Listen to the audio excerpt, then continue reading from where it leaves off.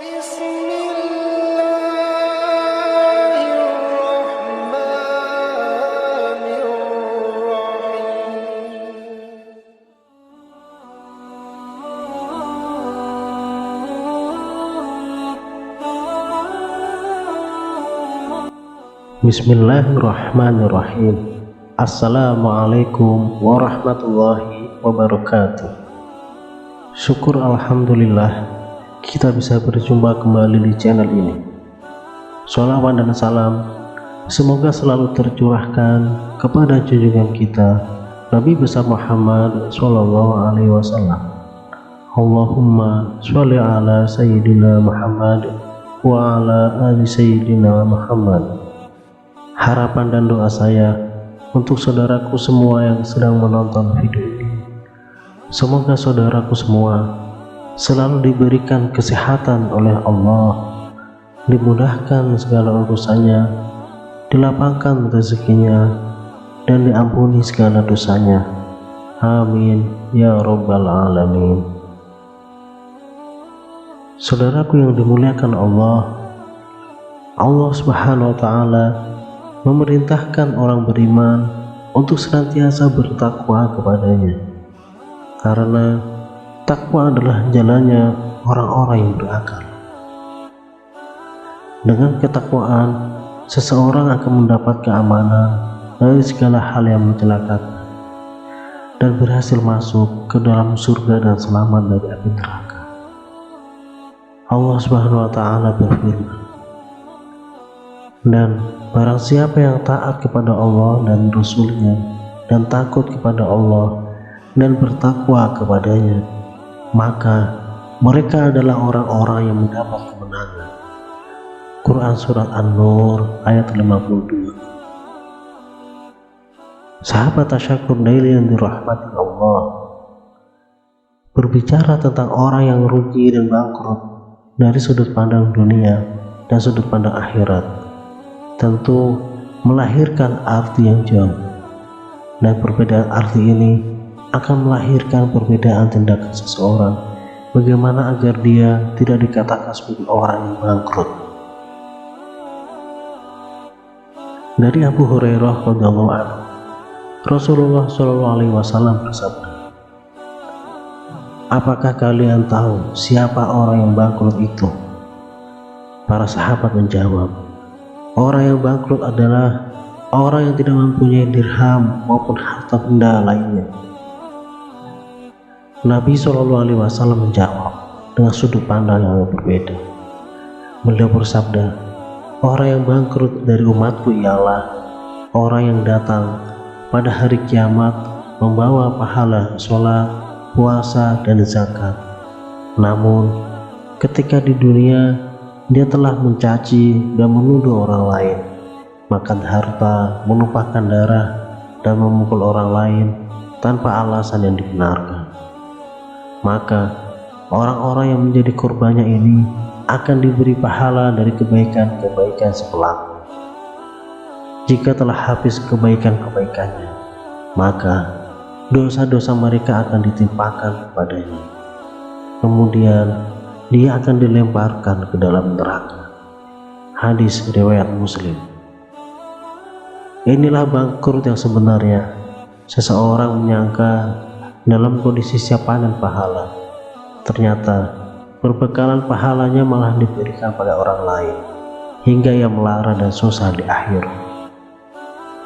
Adapun orang yang jatuh bangkrut kemudian tidak memiliki harta di dunia, ini memang bangkrut, tapi bukan bangkrut yang hakiki. Karena bangkrut seperti ini hilang dan terhenti tatkala kematian datang.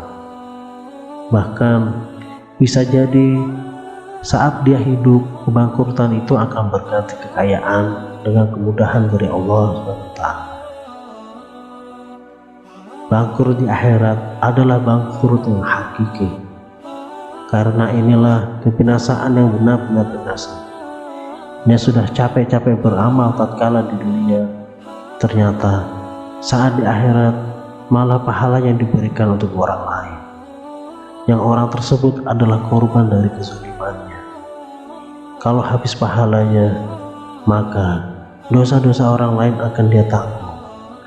Lalu dia dilemparkan ke dalam neraka. Sempurnalah kebangkrutannya. Imam Asy-Syafi'i pernah menasihatkan, seburuk-buruk bekal yang dibawa seseorang menuju akhirat adalah kezaliman kepada sesama manusia. Oleh karena itu, jangan sampai kita melakukan kezaliman kepada orang lain, apapun bentuk kezalimannya, baik dengan lisan maupun anggota badan. Baik berbuat zalim terkait masalah harta, kehormatan, dan fisik seseorang. Semua itu di akhirat ada perhitungannya. Hingga di kalangan hewan sekalipun Allah tegakkan perhitungan yang adil. Rasulullah SAW bersabda, semua hak itu benar-benar akan dipenuhi, dikembalikan kepada pemiliknya pada hari kiamat kelak. Hingga kambing bertanduk pun akan dituntut untuk dibalas oleh kambing yang tidak bertanduk. Hadis riwayat Muslim. Abu Dzar berkata bahwa Rasulullah SAW melihat 2 ekor kambing yang saling beradu tanduk.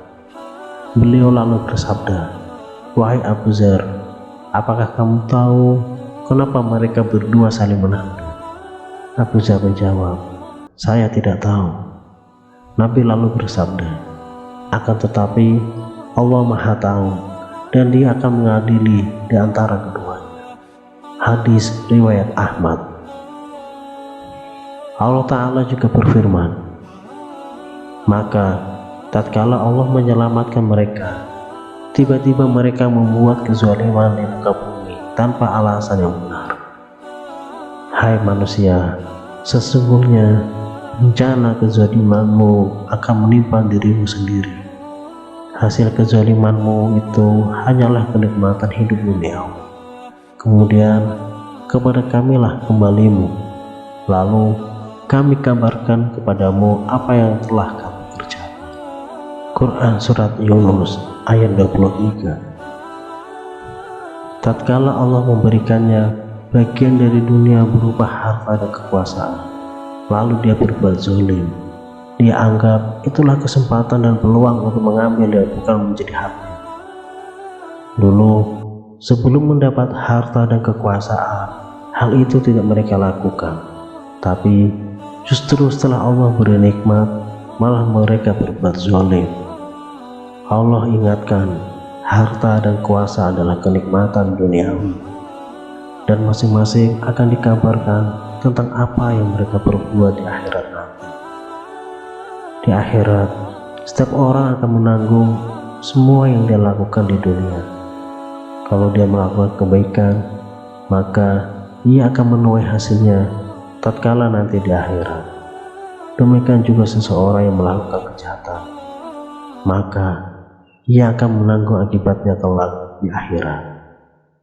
Wallahu a'lam. Wassalamualaikum warahmatullahi wabarakatuh.